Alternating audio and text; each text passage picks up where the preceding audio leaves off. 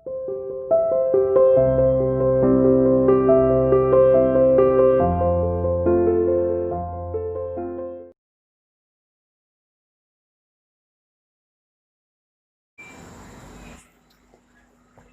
Student, welcome to CR international online classes.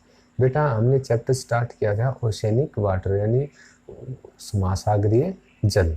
ठीक है, अब उसमें हमने ये डिस्कस कर लिया था कि पृथ्वी है उसको जलीय ग्रह है वो क्यों कहा जाता है, और पृथ्वी को नीला ग्रह है वो क्यों कहा जाता है। अब हम बात करते हैं कि मैंने जैसे आपको बताया था कि उत्तरी गोलार्ध और दक्षिणी गोलार्ध, जैसे कि ये हमने माना कि जीरो, ये एज्यूम कर लिया पृथ्वी ये 0 डिग्री आपकी इक्वेटर, ये ऊपर से वाला नॉर्दर्न हेमिस्फीयर, ठीक है, और नीचे वाला ये साउथर्न हेमिस्फीयर।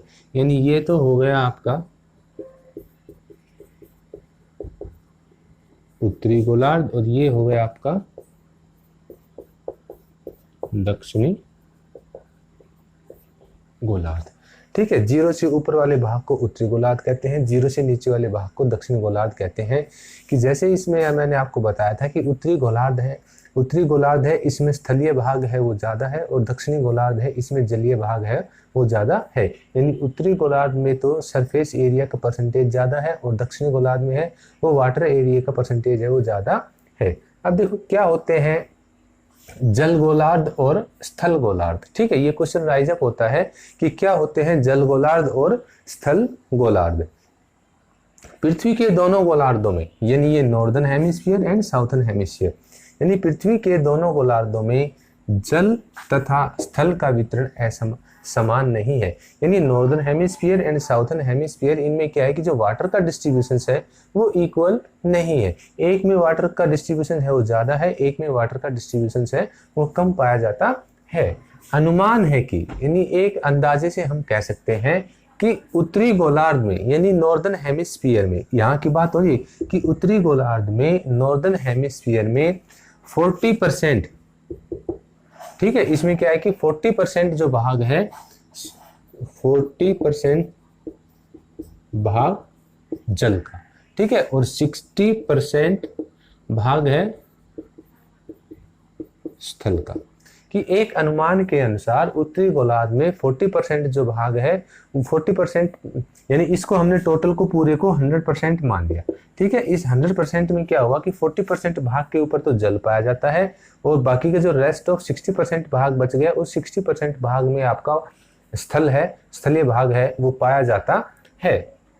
इसके विपरीत यानी इस गोलार्ध के बिल्कुल अपोजिट दक्षिणी गोलार्ध में 81% भाग पर 81%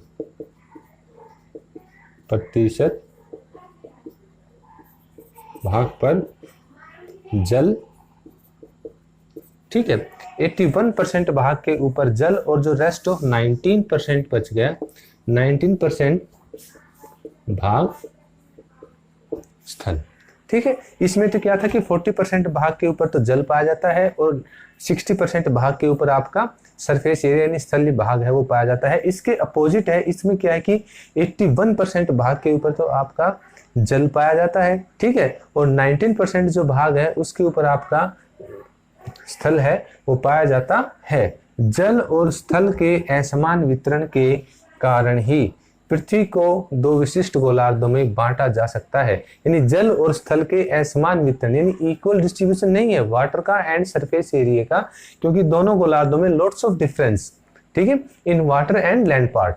ठीक है, दोनों गोलार्धों में काफी अंतर है स्थलीय भाग का और जलीय भाग का, कि स्थल और जल के असमान वितरण के कारण ही पृथ्वी को 2 इक्वल पार्ट्स में बांटा जाता है, यानी 2 समान भागों में बांटा जाता है, जिन्हें क्रमश जलीय गोलार्ध और स्थलीय गोलार्ध है वो कहा जाता है। अब देखो वैसे तो ये नॉर्दर्न हेमिस्फीयर है, ये साउदर्न हेमिस्फीयर है, लेकिन अगर हम बात करते हैं जलीय गोलार्ध की और स्थलीय गोलार्ध की, तो इसको तो हम कहेंगे स्थलीय गोलार्ध और इसको हम कहेंगे जलीय गोलार्ध, क्योंकि इसमें स्थलीय पार्ट है, ये स्थलीय परसेंटेज है वो ज्यादा है, और इसमें जो जल की परसेंटेज है वो ज्यादा है, इसलिए इसको स्थलीय गोलार्ध और इसको जलीय गोलार्ध है वो कहा जाता है। अब जल गोलार्ध का केंद्र, अब इसका सेंटर पॉइंट यानी जल गोलार्ध का केंद्र न्यूजीलैंड, अब देखो न्यूजीलैंड क्या है कि जैसे वर्ल्ड का मैप आप देखेंगे तो आधे चांद की आकृति वाली आपको एक कंट्री दिखाई देगी ऑस्ट्रेलिया से नीचे की तरफ, ठीक है। न्यूजीलैंड कि जलीय भाग का केंद्र न्यूजीलैंड के, ये न्यूजीलैंड एक कंट्री है कि जलीय भाग का केंद्र न्यूजीलैंड के दक्षिण पूर्व में है कि इसके, अब इसके दक्षिण पूर्व में इधर इस डायरेक्शन में, ठीक है, क्योंकि ये 4 डायरेक्शन होती हैं जैसे north, south, east and west. तो ये क्या हो गई आपकी साउथ ईस्ट, ये नॉर्थ ईस्ट, ये नॉर्थ वेस्ट एंड ये हो गई आपकी साउथ वेस्ट। तो कह रहे हैं कि दक्षिण पूर्व में, ठीक है, तो इसके दक्षिण पूर्व में इस डायरेक्शन की तरफ, ठीक है, इसका केंद्र है वो पाया जाता है। यह एक छोटा सा देश है जिसकी आकृति है वो आधे चांद के आकार की है, ठीक है, न्यूजीलैंड। अब न्यूजीलैंड एक छोटा सा देश है और इसकी जो इकोनॉमी है वो इकोनॉमी टोटली इसकी नॉन वेज के ऊपर बेस है। यहाँ पर क्या है कि पशु बहुत ज्यादा है वो पाले जाते हैं और यहाँ पर ऐसी घास उगती है जिसको खासकर पशुओं में फैट की क्वांटिटी है वो बढ़ जाती है। तो ये एक छोटा सा देश है जिसकी इकोनॉमी या अर्थव्यवस्था है वो नॉनवेज के ऊपर डिपेंड है और यहाँ से नॉनवेज है वो यूरोप के देशों में भेजा जाता है और यहाँ से डिब्बा बंद नॉनवेज है वो पैक होकर यूरोप के देशों में भेजा जाता है। और यह न्यूजीलैंड देश है वो अपनी नॉनवेज बेस्ड इकोनॉमी से ही अपना काफी विदेशी जो मुद्रा है वो कमाता है, ठीक है। तो न्यूजीलैंड की बात होगी कि जलीय गोलार्ध का केंद्र है वो न्यूजीलैंड के दक्षिण पूर्व डायरेक्शन में है, जबकि स्थल गोलार्ध का केंद्र, अब स्थल गोलार्ध का केंद्र है वो फ्रांस में, ब्रिटनी में है। अब स्थल गोलार्ध का जो केंद्र है फ्रांस में, यूरोपियन कंट्री है ये, फ्रांस में ब्रिटनी में स्थलीय गोलार्ध का सेंटर पॉइंट है वो है, ठीक है। अब इसके बाद हम बात करते हैं कि स्थल गोलार्ध में पृथ्वी का 83% स्थलीय भाग है। अब ये जो स्थलीय गोलार्ध है इसमें पृथ्वी का 83% स्थलीय भाग है, ठीक है, इसमें पृथ्वी का 83%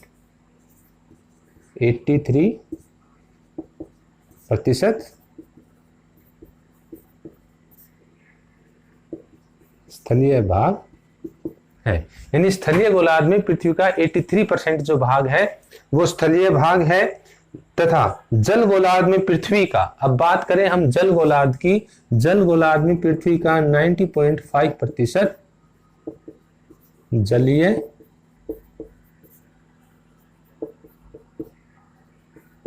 भाग है। यानी जो नॉर्दर्न हेमिस्फीयर है उसमें स्थलीय क्वांटिटी है वो ज्यादा पाई जाती है, स्थल की क्वांटिटी है वो ज्यादा पाई जाती है। तो उत्तरी गोलार्ध में पृथ्वी का 83% जो भाग है वो स्थलीय भाग है और दक्षिण गोलार्ध जिसको जलीय गोलार्ध कहा जाता है उसमें जल का 90.5% जो भाग है वो जलीय भाग है। चलो ये तो हो गए आपके स्थलीय गोलार्ध और जलीय गोलार्ध, ठीक है। इसके बाद आते हैं कि आपका कि वाटर डिस्ट्रीब्यूशंस, ठीक है, कि देखना विश्व में क्या है कि 5 महासागर हैं वो पाए जाते हैं। जैसे पहला है आपका प्रशांत महासागर,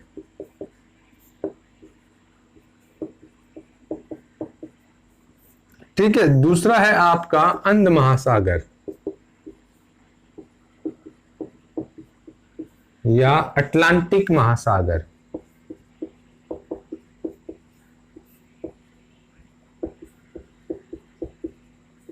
ठीक है, तीसरा है आपका हिंद महासागर,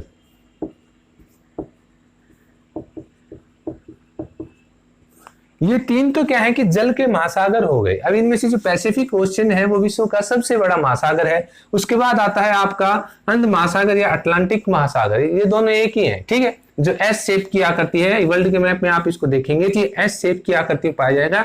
इधर आपका नॉर्थ अमेरिका, इधर south America, Europe, Asia, Africa, इनके बीच में ये है, एस शेप की आकृति है ये है। फिर आता है आपका हिंद महासागर जो भारत को टच करता है, भारत देश के नाम पर इसका नाम है वो हिंद महासागर नाम है वो रखा गया है, ठीक है। इसके बाद 2 और महासागर हैं जैसे आर्कटिक महासागर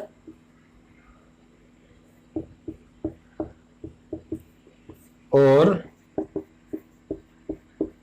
अंटार्कटिक आर्कटिक महासागर और अंटार्कटिक महासागर ये दोनों क्या है कि ये बर्फ के महासागर हैं। यहाँ पर बर्फ है वो ज्यादा जमी हुई है, यहाँ पर हजारों मीटर की मोटाई में बर्फ है वो जमी हुई है, तो इसलिए इनको भी महासागर में ही काउंट करते हैं। लेकिन ये क्या है कि बर्फ के महासागर हैं और यहाँ पर क्या है कि मीठे पानी के स्रोत हैं वो ज्यादा है। जो 3% जो प्योर वाटर पाया जाता है उसका 90% के आसपास जो भाग है वो इन दोनों महासागरों में संचित है।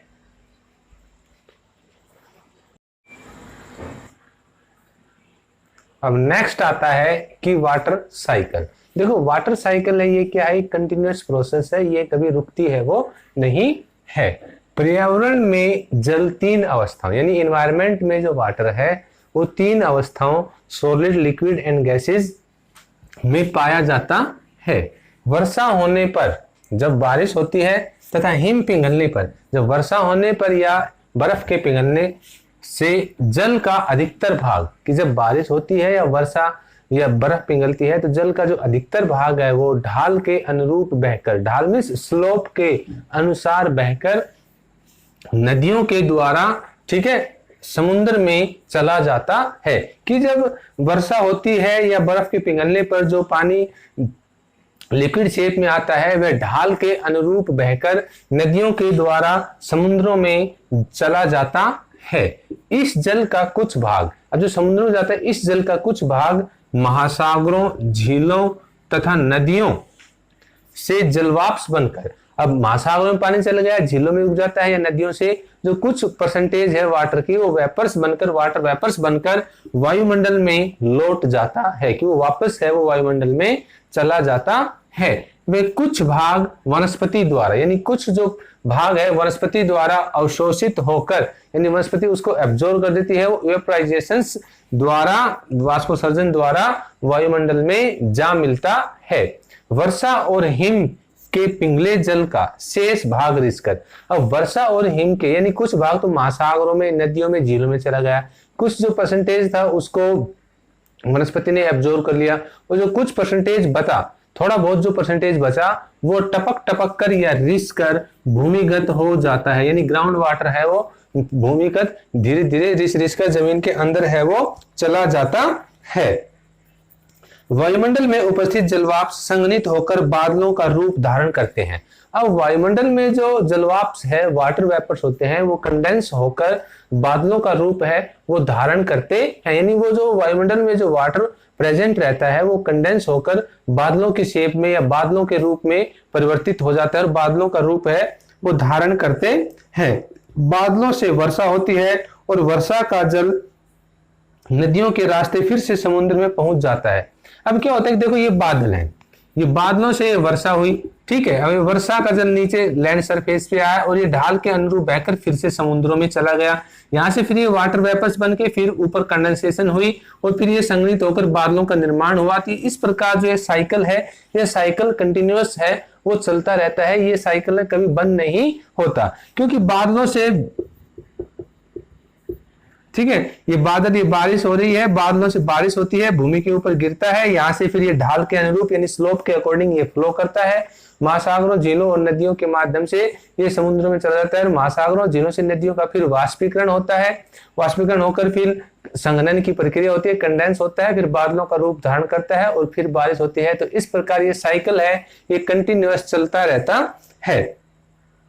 झरनों के माध्यम से भूमिगत जल भी कहीं न कहीं धरातल पर निकलकर नदियों से होता हुआ समुद्रों में जा पहुंचता है। अब क्या होता है कि झरनों के माध्यम से, वाटरफॉल्स के माध्यम से भी जो ग्राउंड वाटर है वो कहीं ना कहीं फ्लो करके या नदियों के माध्यम से क्या है कि वो समुद्र में जा पहुंचता है और फिर वहां से फिर वाष्पीकरण होता है, कंडेंसेशन प्रोसेस होती है, संघनन होता है, बादलों का निर्माण होता है, बारिश होती है और उस बारिश के पानी को ही क्या है कि वो कुछ को भूमि एब्जॉर्ब कर लेती है, कुछ प्राकृतिक वनस्पति उसको एब्जॉर्ब करती है, वाष्पोत्सर्जन द्वारा वो फिर वाटर वेपर्स के रूप में फिर वायुमंडल में जाता है, फिर कंडेंसेशन प्रोसेस होती है और जो महासागरों, झीलों और नदियों में जो पानी भरा होता है वहां से भी वाष्पीकरण होता है, फिर संघनन की प्रक्रिया होती है, बादलों का निर्माण होता है और फिर बारिश होती है। तो इस प्रकार ये क्या है कि वाटर साइकिल है, ये कंटिन्यूअस चलता रहता है, ये कभी रुकता नहीं है।